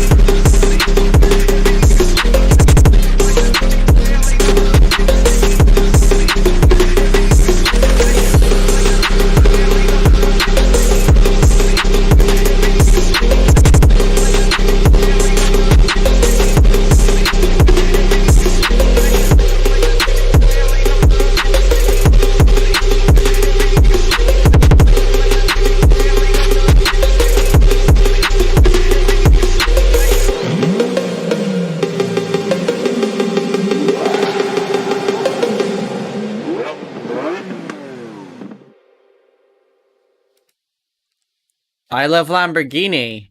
I'm surprised there weren't more Lamborghini sounds in it. I love Lamborghini. Which one? There's like loads of models. Is it the Countach or the Gallardo or whatever they call it, or the what's the one that's the one my brother likes. What's the other ones they do? They have a few. Do you know your cars that well? I don't know them very well. They have wheels and they go and they make place faster. Get to, yes. Did this make you Yes, want to go cars driving? Dangerous. I've been hit by 3 of them. I'm God, not a go. fan. Oh God, Bako, how are you alive? 3 cars? Just sheer bloody-mindedness. Well, at least you're okay. We're glad. Well, actually, it was a Coca-Cola truck and 2 cars, so, but not at the same time.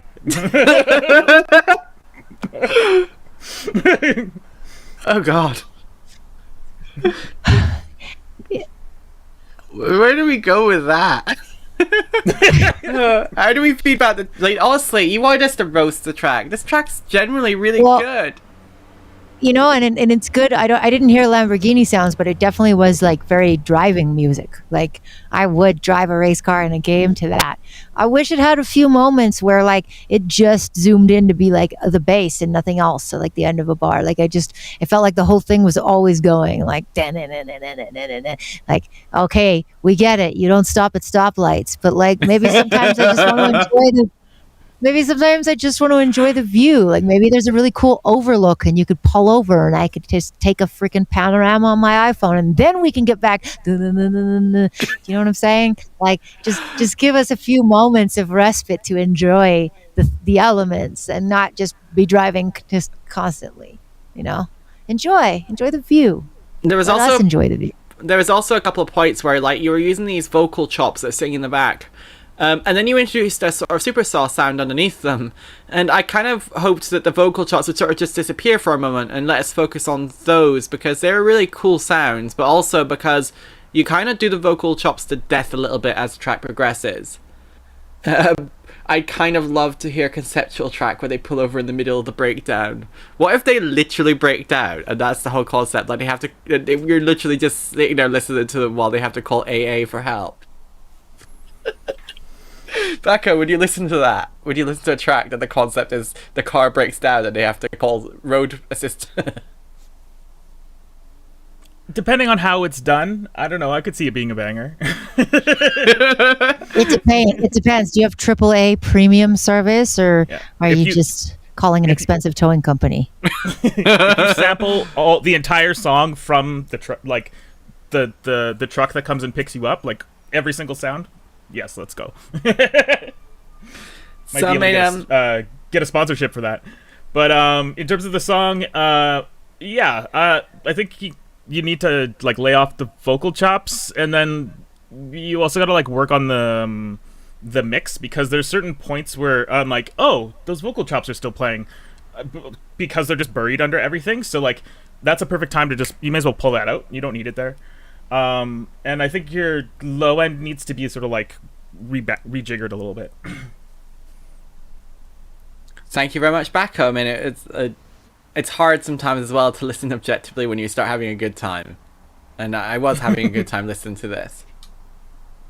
Next up, we might have an emotional time next because it's Salvati. And usually Salvati makes very emotional music without star.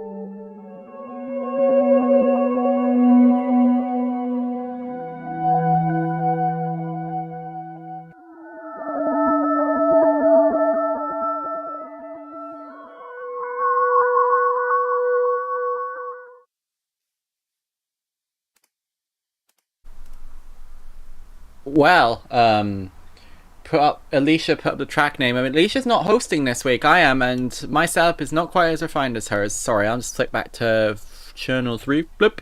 There we go. I'm going to read out the comment first before you guys get going with some feedback, because I forgot to read it out before playing it. Salvati said, so this track is supposed to be the darker turn on the project I am working on. It is supposed to feel dark and empty and traumatic. But I feel it's missing a few things, and I'm not sure what else to do with it. I do also want it to transition into another more fleshed out song. So, what are your thoughts on how you might... What do you think anything's missing from this, Isha? I mean, I was going to say I'm actually very partial to this texture. Is this color base? I remember when somebody first said color base, and I was like, what the hell is that? I think I may have had my first successful identification of color base in the wild here, because whatever that fluttery sort of 8-bit, but also like futuristic, bit crushed yet phasey, like that whole thing. I think I've heard a lot of like cool tracks using that, and I like it. I think you could go really next level with this. Like, there are some producers like, let's see, Umru and formerly Sophie, rest in peace, that they would do some really cool synth textures, and then they would have some really heavy, clangy elements and like really minimal parts. And then on top of that, then they would work with pop vocalists like Charlie XCX, and they would just make this like next level pop music. So I think that like your track, I mean, you could have it like this, but it could even go further, and you could have a really strong, weird, like eccentric vocalist on top, like almost like a Bjork style thing, and then you could have huge choppy parts. Like, I don't know, I really think it has the potential to go anywhere you want it to, because that texture leaves room for so much still, and the amount of space that you could have little chops of vocals, like just very alien. But go as weird as you want. Go listen to some Eamon Tobin and some Aphex Twin, and just like let it ride, because you have so many cool melodies and textures to work with, and you can go as highbrow or lowbrow, so to speak, as you want with them. Bako, what are your thoughts on elevating this track? Anything you might personally add? At points, the song moved me. Sometimes it hurt me. Sometimes it made me feel like I was in another world. It was the thing that happened. Yeah, it was definitely like, I thought that at the beginning that it was that you were clipping, but I think you were doing it on purpose. And then it just turned into like full weird crazy wub sounds, and I don't know what the genre is. If this is color bass, I really should just like sit down and just like listen to some color bass so I know what the hell it is. But yeah, so I understand from color bass that you'd like take the change in like things like soothe and like the stuff that they take out, you deliberately take those sounds and then you try to make them melodic, which is like very difficult to do. You were like definitely getting me like super interested in the song, so it was really cool.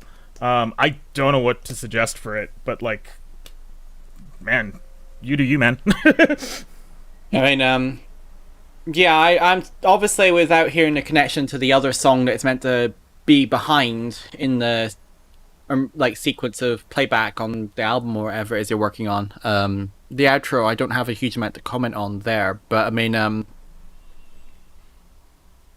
maybe if you are going to do something there, it would just be focused on ambience, because you have a sort of down, like, minimal aspect there. So maybe just focus on not adding a beat. Just go as spacey and weird as you can. I'm not necessarily sure it would give me feelings of trauma, but it's definitely a dark song. Like, this one is edgy as all hell. And I mean, I really love all these crazy avenues you're exploring, Salvati, because I mean, I remember when you were just making cute little, I mean, Minecraft-esque music at one point or another, and now you're just sort of going full-on emo, and I'm here for it. Let's go. Next up, we have Ravik, X someone else, Ravik, and come on, SoundCloud, any idea how to pronounce that one, Isha? KXN. What? KNFX, maybe? Kitchen Flex? Kitchen Flex. I'm going to go. That's my vote. Kitchen Flex. Flexing your Tupperware. Word. Someone's got to flex it. So this song is called Bliss.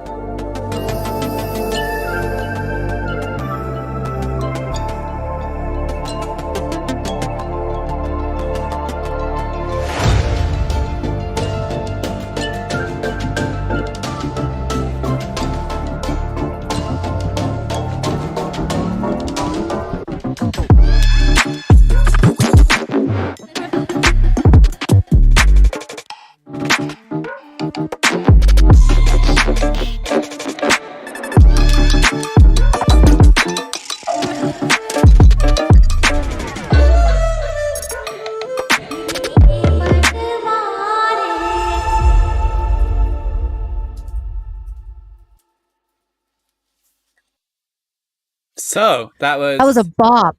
That was a bop. That was my favorite of the night, hands down. I think you really capture space, texture, blending elements, track focus. This is like the stuff that I teach in my class. I enjoyed that the most. Really high praise. I don't know. That's it. Can't argue with that. Bako. No, you can't. Yeah, that was really good. It's just dying for some more vocals on it. But yeah, that was a really cool track. Really good use of stereo space. Really nice transitions. It was good. Keep making more. So for me, nothing felt out of place. I mean, like usually when you're listening to something, you're like, oh, tweak this a little bit, maybe something, you know, or something's too harsh, or whatever. This sounded really level and balanced, and also it was a good vibe. So I mean, yeah, I'm in agreement. Don't change a thing. Well done. It's always nice to get, like, you know, see, we always try and find things to say, but like, it's nice to have a track sometimes where you're like, yep, keep going, don't do anything different, really. Next up, we have the Samurai, aka Samuel Seefeld. They got a huge link. Hopefully it works okay. Let's find out. Hexia Trance 3. Is this a sequel or a new version of the track? Because I know you've used that name before.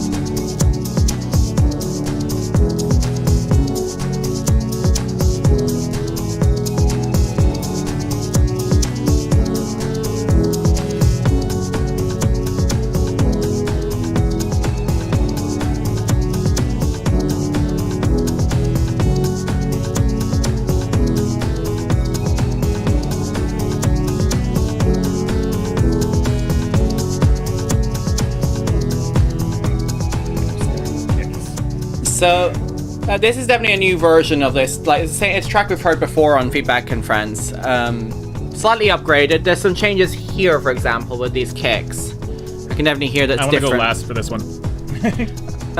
But those flutes in the back, one, they don't change a huge amount, but also they're way too far in the back to the point where it's imbalancing your mix down. I mean, Isha, you were thought it was a bit quiet as well, didn't you? Yeah, I wasn't. It was like the drums are quite loud, but everything else, it's like it's hard to hear. They're kind of buried, at least from my perspective here. I think I hear a lot of low end on your synths that you could maybe cut out and leave some space for your beat. And maybe you've been turning up your beat so much because it's been buried underneath the extra low end frequencies that you have in your synths. So that could be one way to fix your mix and like be able to turn your drums down, is to create that headroom. Also, you got that noise, this noise here. You might want to high pass that even higher, you know? So just to leave space, because something is clashing, which is causing you to have to turn your drums up too loud and then bury the rest of the track anyways with the extra low end in there. So I think fix that and everything else will lighten up and balance out. And then also have a bit more moments of dynamics. I feel like this has been a common theme tonight. People have been submitting tracks that are very driving, but very run-on at the same time. Like, you have to give some breaths. You have to give us some, like, we were using our silly metaphors before about, like, pulling over for the overlap. Nathaniel. Sorry, it just started playing. Dance autoplay. Just giving you a hard time because usually it's me that's in the hot seat. But you know what I mean, right? It's like, you want, like, driving is good, but everybody needs a breath, a pause. Give them a chance to miss you. Right? This is a good showbiz thing. Like, make people take a breath and want you back. This is a storytelling thing. This is everything, right? Create a dynamic. And that's what a lot, like, this needs a few more moments, some soloed instruments, some automation, some little things to create a textural moment for us to pause and for us to miss the main drop elements and have them come back. You know what I mean, Bako? I know what you mean. I want to go last, though. Well, you are last. You're the only one left. Oh, okay. I thought you still talk about stuff. Okay, anyway. Yeah, so I'm going to give some really harsh-sounding criticism, and I don't want you to take it the wrong way. It's coming from a place of wanting to see you improve. Stop working on this track. This is the second time I've been on this channel, and this is the second time I've heard this track on the channel, and I've heard it 2 other times before that. You've been working on this for at least a month now. What you should be doing at the beginning of learning how to make music is just turning through music. You should be making 1 song a week, 2 songs a week if you can get the time to do it. You want to make as much garbage as you can when you are starting out. The best thing to do is make more crap, because the more crap that you make, the less time you will spend making crap. You have done a really excellent job like listening to our advice and adding more dynamics and changing the songs, but now it's time to start exploring other musical ideas and learning from those, because if you stick to one thing and think that you're going to make your magnum opus when you're first starting out, you're just going to waste waste like a half a year on a song when you could have made 30 tracks and then be making higher level professional tracks. So that's my advice. Stop working on it. Maybe give it one more crack just because you love it, and then stop. Or come back in a year and revisit that track that you love so much. Yeah, that too. You can always double, like, one of the best things I do art as well. I'm currently going through my back catalog of drawings that I did like 12 years ago, and I'm re-updating them with my skills now, and all of a sudden I have like this huge body of work. And you can do the same thing with your music. So like, don't think that you're like throwing it in the garbage, but like, yeah, definitely. So that's good advice, and definitely take it to heart if you can. Next up we have Kiapu TV, Carry a Purpose. I'll see if I can get that loaded up. They called the track Hair. Alright, so Carry the Purpose is their artist name. Sorry. Carry a Purpose, Hair. Let me call you sweetheart. Give me more. Shorty's got no lover, Shorty's got no name. Shorty's undercovers, wishing things would be the same. Shorty's got no other, Shorty just a dame. Shorty got a bullet headed straight for homie's brain death. Everybody get down tonight. Mary Jane's outside with a gat and knives. Some tracks down bad for whips and change. Black hole heart steel hit his brain with blasts and power like a Mario block. Disaster is held in the back of a Glock in the palm of her hand cause she mastered shock. No man got just a good enough cop. Take stock in the stage for the zigger hands. Time's lost on this bitch, shit hates the fans. Boss to get hitched but he missed the plan. Taking pictures with bitches on Instagram. Get faded all you want cause she's coming for the prodigy. Rubber to a head like reverse psychology. Loyalty ain't shit but avoided philosophy. She's taking his head, post-coital lobotomy. Let your hair down. Let it down, girl. No dick ain't shit, you run the world. Need to stop for no lonely man. Get your money from him with your OnlyFans. Know how crazy in love you feel. Know the joke and can't quit. Last night you saw Jesus something really ain't shit, but it's on the dick. Hey, let your hair down. Whoa. Let your hair down. Whoa. Let your hair down. Whoa. Let your hair down. Whoa. Shorty loves her mother, Shorty loves her pa. Shorty loves her brothers, always running from the law. Shorty loves the thrill of it, Shorty loves the pain. Shorty wished a little bit, now nothing's the same. Life. She remembers the bathtub bubbles, she remembers the math club struggles of December, her first kiss fumbled, she was in the 10th grade. She remembers she wants to be a lawyer, big books on the floor in the foyer, live life in the rush, Tom Sawyer, then the girl met Dave. He was sweet, but a little too kind, always having track meets on the front of her mind. High school sweets, God knows in due time, she'll be shooting up the clubbies in the back of doing lines. Now back to reality, someone was putting posters for her missing brother outside. Mary holsters her weapon and no. Gets colder, steps up in the spot because their mother always told her. Let your hair down, let it down, girl. No dick ain't shit, you run the world. Need to stop for no lonely man. Get your money from him with your OnlyFans. Know how crazy in love you feel. Know the joke and can't quit. Last night you saw Jesus something really ain't shit, but it's on the dick. Hey, let your hair down. Whoa. Let your hair down. Whoa. Let your hair down. Whoa. Let your hair down. Whoa.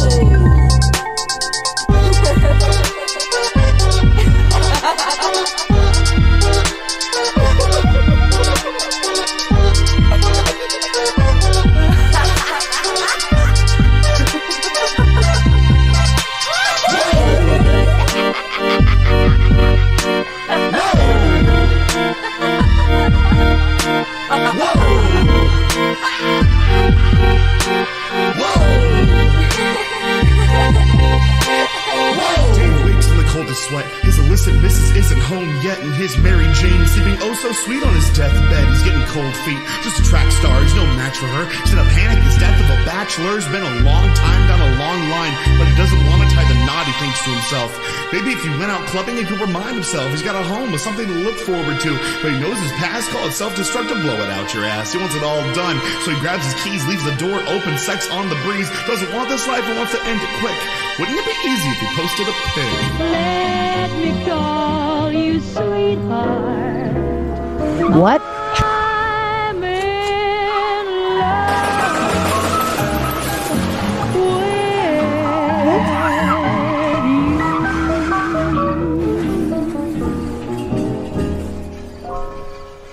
you. I'm gonna just let you talk for a minute, Isha, because I actually really need to go to the bathroom, so I'm back in 2 seconds. I couldn't obviously miss any of that. That was something. I'll be back with my full thoughts in a second. All right. Well, okay. I mean, I don't know if this is like all your own stuff or if you worked with a vocalist, whatever, but I definitely enjoyed the raps. I thought that was super charismatic. I really enjoyed the storytelling. I enjoy that you have your very own distinctive voice but it sounds authentic. It sounds like you. It doesn't sound like you're trying to put on anyone else. And it was a cool journey. It was a cool personality to walk through. I do think that some of your synths get a little bit in the way of your voice sometimes, especially in the beginning. There were or like some upper kind of mid-range, like fluty pad things, like, and you were rapping, and at that point there was a little bit of a collision of frequencies where I was like, okay, I want to clear those out. So I would highly recommend some mid-side EQing. Mid-side EQing can help you sculpt the stereo space. So you can, take all your synths, scoop out a little hole in the mid channel, and put your vocals there. Focus on your vocals, and then push it up at the sides, and you can actually create this, 360-degree space where your vocals can live in literal harmony with your synths. So I would recommend just like playing with some EQing like that. And then also I might compress your voice just a tiny bit harder, and you could still be gentle about it because you have a really nice tone. It's not like forced, it's not yelling, but you could get like more of that Billie Eilish-esque intimacy ASMR thing, which is popular these days, and get like your breathing and get a little breathier of a tone, almost more intimate. And I think that would sound really good as well, because right now it does fluctuate a little bit. It's a little too dynamic, and with rap, like, you want to make it a little bit tighter, especially like when you have that kind of close-up storytelling. Like, I don't want to miss any words that you're saying. So that would be my basic recommendation. Baka, what do you think? I was going to give the same exact advice about the vocals. Whoever the second singer is, not the one that sort of sounds like a dude from the 60s telling a story, or the other guy. His vocals are really buried in the mix, so I would definitely find the fundamental there and then make a little scoop out for him. And then I also, basically, whatever you did to those laughing voices that are sort of swooping around, don't make his voice swoop around, but level it to the exact, like, give it the same amount of reverb, same level, like, and it will sound way better. The other thing is the intros. You should make the sort of 60s slow intro just a little bit longer, because you know that it's going to switch into something else when you're listening to it. Like, you just know. But it gives it a little bit more oomph when you push it just a little bit longer than people expect, and they're just like, oh, maybe this actually is a 60. Oh, never mind. There you go. And I think that would really be effective. I mean, I agree. Playing with people's expectations, also thank you for your patience there, everybody, is valuable, especially with a weird track. You're already going to be throwing them off. So you do it when they least expect it. From what I can tell, the rap is there's actually them. A lot of the other external samples I'm not sure about, and obviously the 60s stuff, I mean, that's obviously not them singing the, lady's voice thing compared to dude rapping. Not unless they're a really good impressionist. We haven't had one of those on the stream so far, have we? Someone who's really good at making other people singing other people's voices, kind of thing. This could be a first. Not That'd be cool. Specifically. Is there a secret talent you haven't been sharing with me, ill-esha? I have many talents. You'll never know. I mean, all the voices, aside from the sample of Let Me Call You Sweetheart and the woman laughing, were me. Damn. Alright, maybe this is a first. Even the women laughing, that's good work on the vocal processing. Just sort of swap around what you're doing with the second lead. And I forgot to read the comment as well. They said to ask us what you're curious as sound, so obviously given that. They called their own song and the style odd. The album title, I Hope You're As Happy As You Look Online. Ooh, God. Who hurt you? Thank you for joining us, Airlift. It's been nice having you too. Hiapu, and honestly, I mean, that is a good question. Keep it up. I mean, it's a really you may say it's odd, but it's also a very interesting energy. And I'd be very curious if you finish the album, maybe DM me that. I would listen to the whole album. I love concept albums, and this definitely sounds like a concept album. So next up, we have the first entry for tonight. Thank you everyone for your submissions. This is Kiri Reese. I hope I'm saying that right. They are saying, anything you got, I am super new to all this. Anything is a learning experience, as harsh as you need. But we try not to be harsh. We try to be useful and constructive and encouraging. Because, especially if you're new to this, we don't want to scare you off. I know some communities that take satisfaction in that, but I mean, I'd hope we're not one of them. So this is Gremlin Cakes. Oh, I love that song name. What do you think, ill-esha? That's great.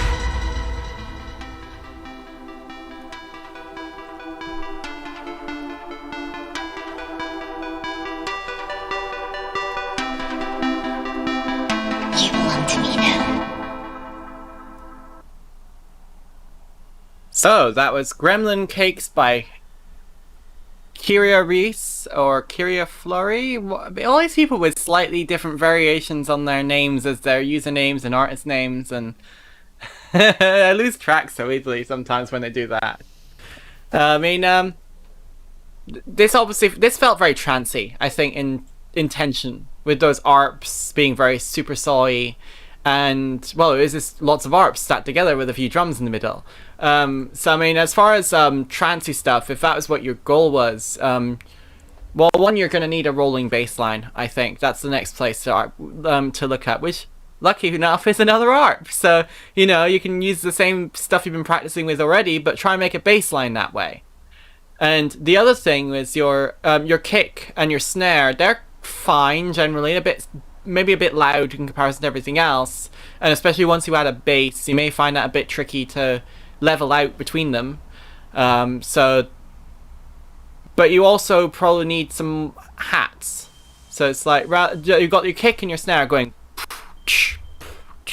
and usually with trancy stuff as well, it's more like the snare is stacked on top of the kick occasionally, every second beat, but the kick itself will keep going. So it'd be boom, boom, boom, boom, boom, boom, boom, boom, or whatever. That's drum and bass. But anyway, my brain has stopped working. But I mean, you want some hats over there which are doing like eighths and sixteenths or whatever to break up the beat a little bit more, but also they add a lot of energy up top. So it'd be something, just try stuff in that respect. I'm not going to say do it a specific way because it's more fun to explore anyway. Bako, for a first sort of early track, what would you recommend the next place to explore or do? Go pick out some of your favorite songs and look at their arrangement specifically. And what you should try to do is try to make an exact copy of their song. Obviously, don't release it. Don't claim that it's yours. But it's a really, really, really good way to learn arrangement. I learned the most when I sat down and I just took 6 of my favorite tracks and just made exact copies of them.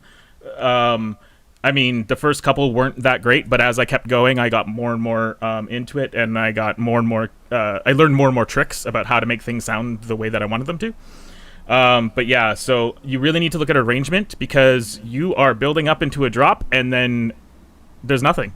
It's just a drop stop, and that's sad. Nobody likes that. So, yeah, just really look at arrangement. The other thing is you really, really need a low end, some kind of a bass or something like that, and you're probably going to want to change that kick out when you do put in a bass for something that has a little bit of a click on it, if you're going to stick with the trance sort of genre. Isha, any thoughts here? Yeah, I mean, took the words out of my mouth. I was gonna say more variants in the arrangement. So yeah, like what he said, just copy arrangements until you figure out a way. Because right now, yeah, it doesn't go anywhere. It wants to go somewhere, but it never gets there. And definitely some low end would balance it out. But it's got a really nice energy. It's got promise. I think it's worth developing more. Definitely just keep building on it. This is almost like a second session level, and just go a little bit further with it and just round out the textures and play with it, and then move on and make 20 more tracks. Don't go too long on it, but just practice with layering and texture for now, and just have fun. Don't even worry about mixing too much. Just worry about creating a really fun arrangement and energy and vibe, and the mixing will come with time. Good job. Yeah, we're very happy for you as well. It's a fun journey to be starting on. So, I mean, that is our last track for tonight. It's been No, I didn't get a new PC. I made a few changes, so it's running a little bit smoother. I still need to replace a few things in my setups. But, I mean, it's fine.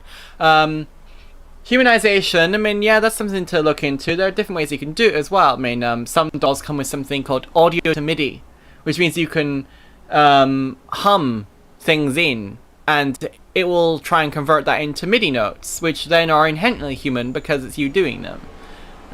They don't ever get it accurate enough, but you can shift them around. Yeah, it's a place to start. So, I mean, that's one way you can start to humanize your thing, by starting with a more human input and then quantizing it a little bit. Or you just, there are randomizers. Some MIDI editors allow you to randomize and shunt things around just a little bit by percentage.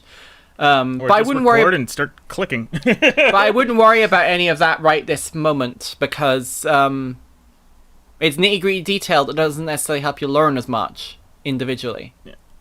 And don't focus on mixing, like Isha said. Like, don't watch a million mixing tutorials. It's not the mix. Your song should sound 85% there before you start worrying about mixing. If you think it's almost ready to be a professional track without any mixing, that's when you start worrying about mixing. Especially being new. Just play. Just get the vibe. A vibe is like 90% of it, you know? I mean, it's definitely a good chunk of the battle. So, I mean, I'd be excited to see, you know, come back when you've worked on a few more tracks and then, you know, send us something new. It'd be very fun to see. So, any last closing words, Isha, before we leave for tonight?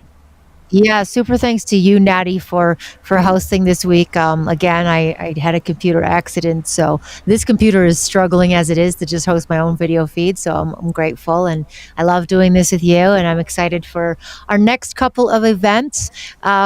You know, let us know in the chat. Do you like Wednesdays for streams? We're still debating whether we're going to do it on a Tuesday or Wednesday, but we're doing another round with Audius in conjunction with a cool remix contest, and You Suck at Producing. And then our finals are coming up in Barcelona. So please, if you haven't already, subscribe, tell your friends. The best way you can support us is just tune in and hang out with us. Like, that's literally the best thing ever. We love you. We appreciate you. We couldn't do this without you. Thank you again. And thank you to Bako. Yeah, really thank you so much, Bako. Thank you for having really me. appreciate. I mean, couldn't do this without all of the people in our community.